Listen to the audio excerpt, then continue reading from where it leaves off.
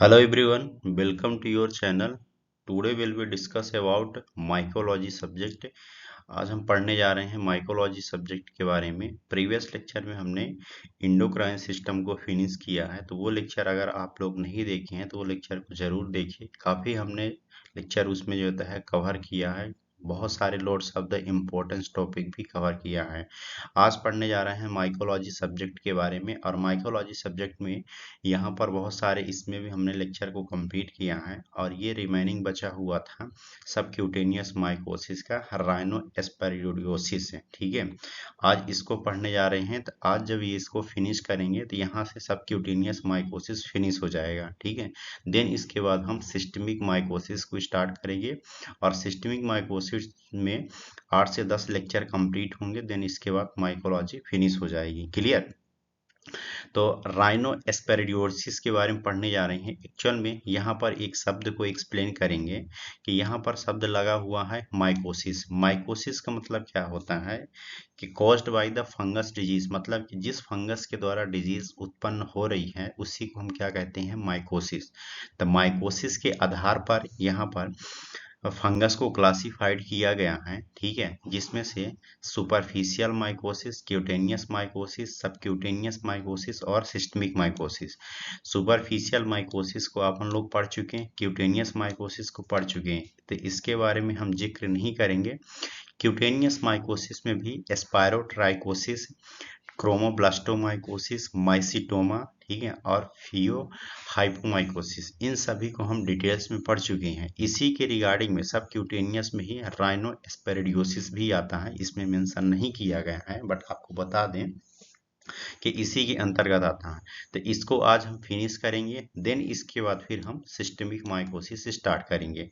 तो चलिए स्टार्ट करते हैं राइनो एस्पेरिडियोसिस को। सबसे पहले हम यहाँ पर बात करेंगे इसके इंट्रोडक्शन के बारे में। ठीक है, इंट्रोडक्शन में आने से पहले एक चीज आपको यहाँ पर बता दें कि ये जो माइकोसिस है, तो कह सकती हैं कि काफी डेंजरस माइकोसिस है, और इसका इन्फेक्शन अपने बॉडी में आसानी से होता नहीं है, रियरली होता है। अगर एक बार हो जाता है तो इसको ट्रीटमेंट करना काफी डिफिकल्ट भी होता है। ठीक है, ये डिजीज कैसे उत्पन्न कर रहा है कि this is the chronic granulomatous disease. शब्द को समझते हुए चलिएगा, ठीक है ना। क्रोनिक ग्रिलोमेटस डिजीज का मतलब ये है कि ये लंबे समय तक है। मतलब कि कह सकती है कि अगर एक शब्द होता है एक्यूट और एक होता है क्रोनिक। एक्यूट का मतलब होता है किसी चीज का इन्फेक्शन है कि डिजीज जो रिसेंटली हो रही है आपकी बॉडी में विद इन मिनट्स आवर्स में। और क्रोनिक मतलब होता है लंबे समय, मतलब 6 मंथ, ईयर और मैनी ईयर से लंबे समय तक चली आ रही है, उसको बोलते हैं क्रोनिक। ग्रेनुलोमाइटस का मतलब क्या होता है? ग्रेनुलोमाइटस का मीन्स होता है कि formation of the WBC cells है।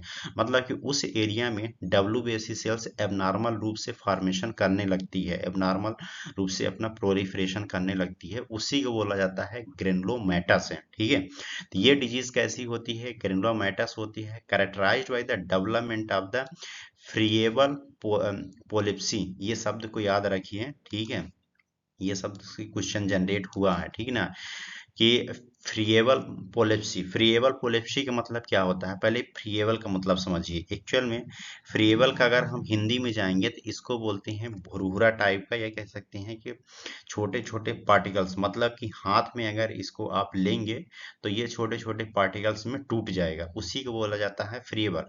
पोलिप्सी का मीन्स होता है कि एक तरह का लिम्फ का फॉर्मेशन होना। ठीक है, तो जब इसका अपने बॉडी में इन्फेक्शन होता है तो क्रोनिक रूप से होता है, और क्रोनिक रूप से होने पर ये फ्रीएबल पोलिप्सी का फॉर्मेशन या डेवलपमेंट करता है। और स्पेशली ये कहाँ कर रहा है? Confined to the nose, mouth, eyes. ठीक ना, आपके कहाँ कहाँ एरिया में करेगा, अभी हम इसका डायग्राम भी देखेंगे, मतलब पिक्चर देखेंगे तो आपको अच्छे से समझ में आएगा। Nose, mouth, ear, sorry eyes में ये इन्फेक्शन करता है। और रेयरली, क्योंकि ये हिमेटोजिनस नहीं होता है, तो हिमेटोजिनस का मतलब कि ये ब्लड स्ट्रीम से स्प्रेड ज़्यादातर नहीं होता है। अगर ये स्प्रेड भी हो रहा है क्रोनिक कंडीशन में, तो ये आपके जेनाइटल एरिया या कि अदर म्यूकस जो मेम्ब्रेन एरिया होता है वहां पर स्प्रेड आपको देखने को रेयरली मिलेगा। ठीक है, लेकिन सबसे ज़्यादा इन्फेक्शन आपके आइस, माउथ और नोज में ही करता है। डिस्ट्रीब्यूशन की बात करेंगे, डिस्ट्रीब्यूशन का मतलब होता है कि कहाँ कहाँ ये फैला हुआ है इसका इन्फेक्शन। हालांकि ये डिजीज वाज मतलब फर्स्ट आइडेंटिफाई, मतलब इसकी डिजीज को फर्स्ट आइडेंटिफाई किया गया था अर्जेंटीना में, ठीक है, इसको याद रखिएगा कि इवन इसका डिजीज का जो फर्स्ट आइडेंटिफाई किया गया था अर्जेंटीना में किया गया था, लेकिन most cases come from the India and Sri Lanka. मतलब कि इसका ज़्यादातर केस जो होता है इंडिया और श्रीलंका में देखा जाता है। लेकिन इंडिया और श्रीलंका में कहाँ कहाँ रहता है, जो ट्रॉपिकल कंट्रीज होती है या ट्रॉपिकल एरियाज होती हैं। ट्रॉपिकल कंट्रीज और ट्रॉपिकल एरिया मीन्स यहाँ पर ही होता है जिसको बोलते हैं हम उष्णकटिबंधीय, मतलब कि जहाँ पर मॉइस्चर बना रहता है, जहाँ पर नमी बनी रहती है। जैसे कहीं पर आप देखते हैं, जैसे अभी सीजन चल रहा है, बरसात स्टार्ट हो चुका है, ठीक है, तो इस दौरान पर क्या होगा कि जैसे बारिश का मौसम होगा और बारिश जैसे जैसे हो जाएगी, मतलब पानी जैसे कंप्लीट हो जाएगा गिर करके, देन इसके बाद आप देखते हैं ये बहुत सारी जो होता है उमस टाइप की गर्मी उत्पन्न होगी, उसी को बोला जाता है ट्रॉपिकल, ठीक है। मतलब कि जहाँ पर ये इस तरीके से मौसम ज़्यादातर देखने को मिलते हैं, वहाँ पर इस डिजीज को ज़्यादा देखने को मिलता है, मतलब कि उस एरिया में। क्लियर। और स्पेशली देखा जाए इंडिया में तमिलनाडु, केरला और आंध्र प्रदेश, उड़ीसा, यहाँ पर जो होते हैं ना सबसे ज्यादा ये ट्रॉपिकल कंट्रीज होती है। ट्रॉपिकल कंट्रीज, ट्रॉपिकल एरिया अपने इंडिया का है, ठीक है ना। कंट्री तो इंडिया हो गई और एरिया आपके तमिलनाडु, केरला, आंध्र प्रदेश, उड़ीसा, ये ट्रॉपिकल एरियाज होते हैं। तो यहाँ पर सबसे ज्यादा देखने को इसका इन्फेक्शन मिलता है। क्लियर। तो इतना आप समझ गए। अब आगे यहाँ पर समझिए किसका पॉजिटिव एजेंट क्या है। यहाँ पर देखिए आप, इस तरीके से ये इन्फेक्शन होता है, ठीक है। पॉजिटिव एजेंट में क्या होता है कि ये इन्फेक्शन किस स्पेशली जो होता है फंगस के द्वारा हो रहा है। अभी तो हमने जो शब्द बताया था कि राइनो एस्पेरिडियोसिस, वो डिजीज का नाम है, ठीक है। अब किस फंगस के द्वारा हो रहा है, द राइनो एस्पोरेडियम सिवेरी, इस फंगस को याद रखिएगा, ठीक है ना। कभी बार क्वेश्चन पूछ देगा कि राइनो एस्पेरिडियोसिस किस फंगस के द्वारा होता है, द राइनो एस्पेरिडियोसिस सिवेरी के द्वारा होता है, ये इसका पॉजिटिव एजेंट है। पैथोजेनेसिस और क्लिनिकल फीचर्स की बात करेंगे तो स्पेशली अगर देखा जाए तो इसका एक पैथोजेनेसिस क्लिनिकल फीचर्स जो होता है अननोन है, मतलब क्लियरली इसको डिफाइन नहीं किया गया है कि इन्फेक्शन इसी का ही होता है। लेकिन आप को बता दें कि इसकी अगर इन्फेक्शन की ओरिजिन देखें या कि इन्फेक्शन को ऐसे बिलीव किया गया है, बताया गया है कि इसका जो इन्फेक्शन होता है तो स्टेगनेंट वाटर या कि एक्योटिक लाइफ या कि एरिया से मिलता है, ठीक है। यहाँ पर पॉइंट को पढ़ेंगे पहले तब आपको समझ में आएगा कि the mode of the infection is not note, मतलब कि जो मोड ऑफ इन्फेक्शन इसका क्लियर नहीं है। हालांकि तो infection is the believed to originate from the stagnant water और एक्योटिक लाइफ है। स्टेगनेट वाटर का मतलब यहाँ पर ये होता है, ध्यान से समझिए कि जिस एरिया में वाटर प्रेजेंट है और सबसे ज्यादा वहां पर सनलाइट की रेज जा रही है, तो वो वाटर क्या हो रहा है, हीट हो रहा है, और हीट होकर के वहां से जो मॉइस्ट नमी उत्पन्न हो रही है और उत्पन्न होकर के वो चारों तरफ फैल रही है, उसी को बोला जाता है स्टेगनेट वाटर। तो इसका इन्फेक्शन ज्यादातर यहाँ पर देखने को मिलता है, ऐसा ये बिलीव किया गया है, ऐसा बताया गया है, ठीक है। लेकिन एक्चुअल में इसका ऑथेंटिक रीजन नहीं बताया गया है कि इसका इन्फेक्शन कहाँ से हो रहा। और ज्यादातर जैसे जो मल्लाह होती हैं, नाव चलाने वाले, या कह सकते हैं जो मत्स्य वाले होते हैं, मछली पालन करने वाले, तो इनको ज्यादातर ये इन्फेक्शन देखने को मिलता है, क्योंकि वो एरिया में ज्यादातर वो जो है अपना लाइफ को सरवाइव करते हैं, उसी को बोला जाता है एक्योटिक लाइफ है, ठीक है। राइनोस्पोरिडियोसिस इज लोकलाइज्ड कंडीशन। अब यहाँ पर यह बता रहा है कि राइनोस्पोरिडियोसिस जो होता है ये लोकलाइज्ड कंडीशन है, मतलब डिजीज तो बता रहा, साथ में कंडीशन भी बता रहा, which frequently present in the polypoidal growth in the nasal cavity. मतलब इसका इन्फेक्शन जो हो रहा है तो लोकलाइज्ड इन्फेक्शन हो रहा, ये ज्यादातर बॉडी में स्प्रेड नहीं हो रहा, हेमेटोजेनस कंडीशन नहीं हो रही है, ठीक है। इसीलिए इसको यहाँ पर क्या बताया गया है कि जो नोजल एरिया में इन्फेक्शन करेगा, नोज के एरिया में, तो वो पॉइडल ग्रोथ के रूप में करेगा। पॉलीपॉइडल ग्रोथ कुछ इस तरीके से आपको नजर आएगी, ठीक है ना। मतलब ये जो आपको फ्रीएबल पॉलीपॉइडल के रूप में दिखेगी। फ्रीएबल का मतलब अभी हमने क्या बताया कि उसको जैसे आप पकड़ेंगे वहां के टिश्यू को तो भुरभुरा टाइप का रहेगा, छोटे छोटे टुकड़े में वो टूटने लगेगा, ठीक है ना। उसी को बोला जाता है फ्रीएबल।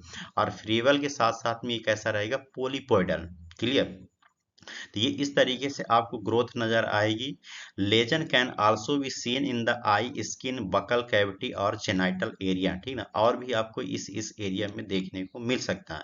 और जेनाइटल एरिया में कब पहुंचेगा, जब ये हिमेटोजिनस डिसेमिनेटेड होगा, मतलब ब्लड स्ट्रीम से ये स्प्रेड हो करके आगे की ओर माइग्रेट होगा, तभी जा करके वहां पर इन्फेक्शन पहुंचेगा। अदरवाइज ये लोकलाइज इन्फेक्शन ही करेगा। वही चीज बताया गया है यहाँ पर कि while the disease is generally confined to the mucous membrane, hematogenous dissemination has been the recorded the very rarely, ठीक है।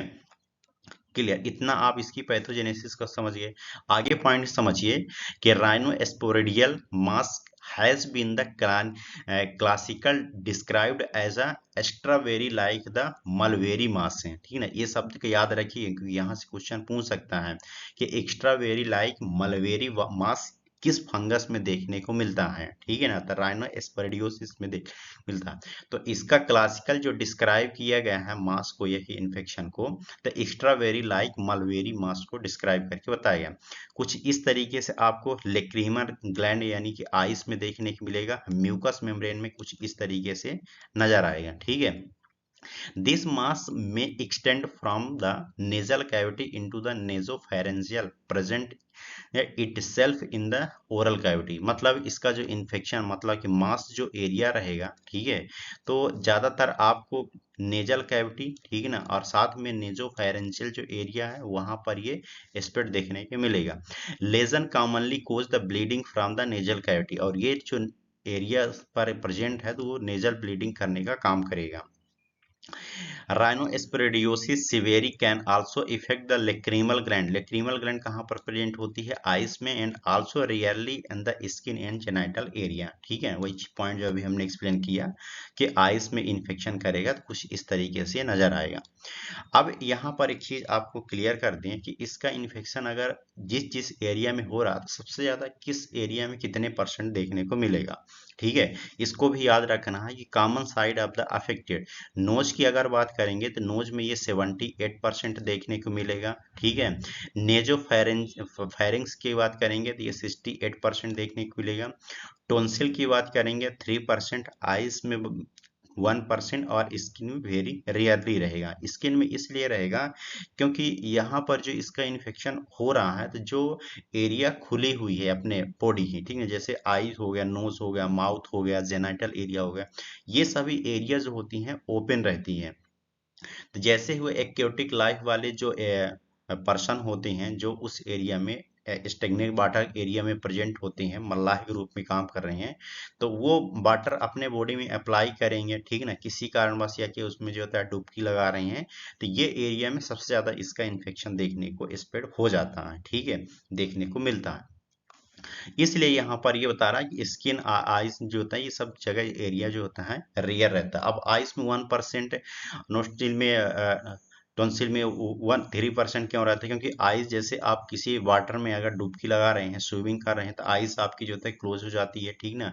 टॉन्सिल एरिया मतलब कि माउथ वाला एरिया जो होता है वो भी क्लोज, लेकिन नोज वगैरह जो होता है क्लोज नहीं हो पाता है। इसलिए यहाँ पर इतना % इसको बताया गया। इतना आप समझ गए। लेबोरेटरी डायग्नोसिस की अगर हम बात करेंगे इसमें, तो fungus has not be the cultivated. अब यहाँ पर पॉइंट आपको समझा रहे हैं। एक्चुअल में जितने भी फंगस हम अभी पढ़ा रहे हैं, आगे पढ़ने जाएंगे, तो इन सभी के लिए एक कॉमन मीडिया यूज किया जाता है जिसको बोलते हैं एसडीए मीडिया, ठीक है ना। एसडीए मीडिया यूज किया जाता है कॉमन, इसके लिए सेवरोडेस्टोस अगार। लेकिन ये फंगाई एक ऐसा फंगस है जो ये आसानी से एसडीए में कल्टीवेट नहीं होगा। इसके डिमोस्ट्रेट करने के लिए डायरेक्ट आपको क्या करना पड़ेगा, जिस एरिया में ये प्रेजेंट है, ठीक है, जिस एरिया में इसकी ग्रोथ हुई है वहां से आप उसके टिश्यू को, बायोप्सी को कट करिए, देन इसके बाद डायरेक्ट इसको आप टिश्यू प्रोसेसिंग करिए। टिश्यू प्रोसेसिंग करने के बाद एच एंड स्टेनिंग करिए और उसमें आप ऑब्जर्व करिए स्पोरेंजिया का फॉर्मेशन, ठीक ना। कैसे ये चीज समझिए, कि diagnosis depend on the demonstration of the sporangia. अब ये शब्द आ गया एक नया, इसको अभी हम एक्सप्लेन करेंगे कि एक्सपोरेंजिया क्या होता है एक्चुअल में। आगे हम जब आपको बैक्टीरियोलॉजी पढ़ाएंगे, बैक्टीरिया पढ़ाएंगे, तो उसमें एक और शब्द आता है स्पोर्स है, ठीक है ना। जब स्पोर्स को एक्सप्लेन करेंगे तो उसमें हम उसके स्पोर्स की साइकिल को एक्सप्लेन करेंगे, तो उस साइकिल में फिर एक बीच में शब्द आ जाता है स्पोरेंजिया, उसी को बोला जाता है। तो यहाँ पर ये जो फंगस होता है ना, एक तरह का है स्पोर्स का फॉर्मेशन करता है। जिस एरिया में अगर ये इन्फेक्शन किया है, जैसे नोज में किया है, तो नोज एरिया में ही वो स्पोर्स प्रेजेंट रहेंगे और वो स्पोर्स धीरे धीरे पूरे टिश्यू को ग्रोथ के रूप में पॉलीपोडियल ग्रोथ का फॉर्मेशन कर देंगे। तो वहां से आप टिश्यू बायोप्सी लीजिए, देन इसके बाद आप स्पोरेंजिया को देखिए। अब स्पोरेंजिया होता क्या है चीज को समझिए। जैसे स्पोर्स होता है, तो स्पोर जो होता है एक अनफेवरेबल इन्वायरमेंट प्रेजेंट होता है, ठीक ना। मतलब कि एक कह सकते हैं कि डोरमेंट फेज के रूप में प्रेजेंट होता है। जैसे उसको अगर मॉइस्ट मिलेगा या कि होस्ट के बॉडी में जाएगा, तो वो अपना कह सकते हैं कि स्पोर्स को फॉर्मेशन या कि जनरेशन बढ़ाना स्टार्ट कर देगा। तो जैसे ही स्पोर्स अपना एक साइकिल को कंप्लीट करेगा, तो वहां पर एक शब्द आ जाता है जिसको बोलते हैं स्पोरेंजिया, ठीक ना। उसको हम डिटेल्स एक्सप्लेन करेंगे जब बैक्टीरिया पढ़ाएंगे आपको। क्लियर, इतना आप समझ के रखिए कि स्पोरेंजिया कहाँ है जो है देखा जाता है इसमें डेमोस्ट्रेट करके। Tissue section stain the H and D staining so the large number of the endospores within the sporangia embedded in the stroma of the connective tissue and capillaries. आप समझिएगा यहाँ पर पॉइंट, जिस area से जहां पर वो उसका फॉर्मेशन हुआ है, ठीक है ना, उस टिश्यू को जहां पर फॉर्मेशन हुआ है, पॉलीपोडियल जो ग्रोथ हुई है, तो वहां पर प्रेजेंट होता है कनेक्टिव टिश्यू और बहुत सारी कैपिलरीज। और उस कनेक्टिव टिश्यू में एक सेल्स होते हैं जिसको बोला जाता है स्ट्रोमा सेल्स है। और ये स्ट्रोमा सेल्स के अंदर ही स्पोरेंजिया क्या हो रहा है, इम्बेडेड हो रहा है। इम्बेडेड का मतलब होता है धसा हुआ, ठीक है।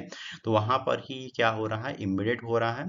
और उस इम्बेडेड में फिर एक और स्पोर्स का फॉर्मेशन करता है जिसको बोला जाता है इंडोस्पोर। तो इन्हीं दोनों को हम माइक्रोस्कोपी में टिश्यू बायोप्सी के द्वारा ऑब्जर्व करके डिमोन्स्ट्रेट करते हैं। स्पोरेंजिया 10 टू 200 माइक्रोमीटर का देखने को मिलेगा। 1000 ऑफ द इंडोस्पोर्स है, ठीक है ना। और उसमें 1000 इंडोस्पोर्स कंटेंट रहेंगे और उस इंडोस्पोर की जो साइज होगी 6 टू 7 माइक्रोमीटर इन डायमीटर रहेगा। कुछ इस तरीके से आपको नजर आएगा जब आप माइक्रोस्कोपी करेंगे, ठीक है। तो माइक्रोस्कोपी में आपको ये इंडोस्पोर्स रहेगा, ठीक है। और इंडोस्पोर्स में आपको इस तरीके से ये सेल्स नजर आएंगी। और ये जो बाहर वाला एरिया आपको नजर आ रहा है सर्कल के रूप में, इसको बोला जाता है स्पोरेंजिया। अब ये स्पोरेंजिया फिर धीरे धीरे लॉट्स ऑफ द जो होता है स्पोरेंजियम का फॉर्मेशन करता रहता है। Clear, these spores when the release the develop in the new sporangia. मतलब कि ये स्पोर से न्यू स्पोरेंजिया, न्यू स्पोर्स का फॉर्मेशन करता है। क्लियर, इतना आप इनके बारे में समझ गए। तो डायग्नोसिस में आपको क्या याद रखना है कि स्पोरेंजिया और इंडोस्पोर्स हैं, ठीक ना। इसको याद करके रखना है आपको, क्योंकि क्वेश्चन यहाँ से पूछा जाता है, ठीक है। इतना आपको याद करके रखना है। चलिए इसके थोड़ी सी हम ट्रीटमेंट समझ लेते हैं कि कैसे आप इसको क्योर कर सकते हैं। इसको अगर एक्चुअल देखा जाए तो इसका कोई एक रेयर ही ट्रीटमेंट होता है। मतलब कह सकते हैं कि एथेंटिक ट्रीटमेंट नहीं है। इसको अगर ट्रीटमेंट करना है तो सबसे पहले आपको सर्जिकल रिमूवल किया जाएगा। जो इन्फेक्टेड टिश्यू है उस एरिया को आप रिमूव करके हटा दीजिए। लेकिन आप उसको रिमूव करके हटा देंगे, ट्रीटमेंट नहीं करेंगे, तो वो धीरे धीरे जो होता है रीग्रोथ हो जाएगा, ठीक है। साथ में आपको यहाँ पर क्या करना है कि प्रोवी प्रोविडोन आयोडीन, ठीक ना, जो कि एंटी फंगल ड्रग होती है, जिसमें से एम्फोटेरिसिन बी और डेप्सोन और सिल्वर नाइट्रेट, इन सभी को आप यूज कर सकते हैं, जो कि एंटीसेप्टिक के रूप में सजेस्ट किया जाता है। क्लियर, तो it was all about today lecture. आप इसको ध्यान से पढ़िए, ठीक है। ध्यान से अपने नोट्स बुक में नोट करके रखिए। जो जो पॉइंट है हम एक्सप्लेन करते हैं कि ये पॉइंट यहाँ से जनरेट हो सकता है, तो उसको आप अपने नोटबुक में नोट करके रखिए, ठीक ना। चैनल को सब्सक्राइब करिए। किसी प्रकार की आपकी क्वेरी रहे तो आप कमेंट बॉक्स में हमको बताइए, हम आपकी जो है क्वेरी को कंप्लीट करेंगे। और आपको अगर नोट्स चाहिए, ठीक ना, इसके रिगार्डिंग में, तो डिस्क्रिप्शन में हमारा ग्रुप है, तो उस ग्रुप में आप जुड़िए। और साथ में डिस्क्रिप्शन में एक मोबाइल नंबर दिया गया है, उसमें आप मैसेज करके नोट्स को प्राप्त कर सकते हैं। क्लियर, तो आज के लिए इतना ही। Thank you so much.